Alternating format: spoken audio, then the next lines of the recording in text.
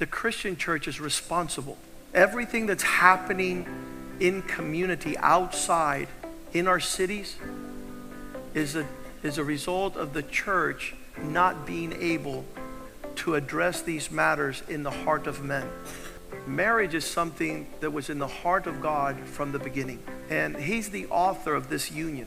If you take God out of the picture, you can't even have a marriage, because a marriage is three people coming together. It's God, a man, and a woman, who is a three-strand cord, not easily broken. You know, a marriage doesn't start at the wedding.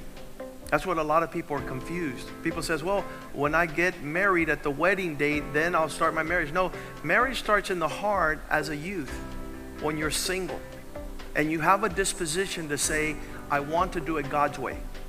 The Bible says that rebellion is as the sin of witchcraft. So if you have the tendency to find a rebellious woman attractive, all you're doing is marrying somebody who will bring continual rebellion into your marriage and into the heart of your children. The closest thing to heaven on earth is marrying a godly woman. The closest thing, if you want to experience heaven on earth, marry a woman whose heart is moved in the direction of God. When man, when is surrounded by thoughts of independence and being alone, those are stupid thoughts, because God created woman to be a perfect helper.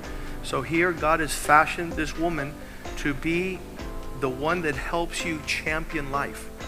A lot of people think that love just happens, Cupid pulls out his arrow and slings you a shot, but the truth of the matter is you can direct your affections in the direction that is consistent with what God does. So to be able to be joined with somebody of like faith is a decision. You don't sit there and say, I want to go marry somebody who doesn't believe in God.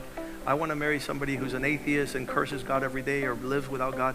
It goes a long way to be able to find a praying companion. Isn't it good that you were able to distinguish between the opposite sex? Yes.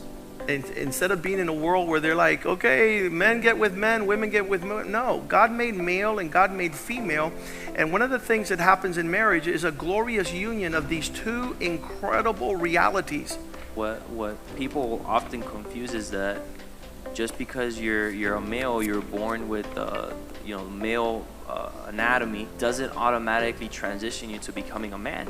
That being a man is a decision that you make in walking and serving the Lord, where you reach a point of maturity where you receive that title of manhood.